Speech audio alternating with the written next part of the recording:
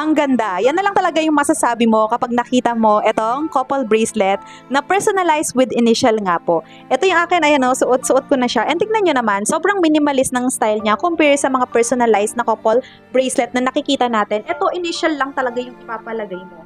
Ito yung initial ng asawa ko, tapos ito naman yung initial ko na para sa kanya. Diba? Napaka-cute niya. And talagang couple po siya kapag sinuot mo yan. Kung makikita nyo, ayan ha, ito yung bracelet. Diba yung isa, buong puso siya, tapos yung isa, hindi. Kapag sinuot mo, ayan, diba? Sobrang cute niya. Tapos, this is from Art Pro. So, makakasigurado ka na maganda talaga yung quality. Comes with box na rin siya. So, pwede rin po talaga siyang ipang-gift.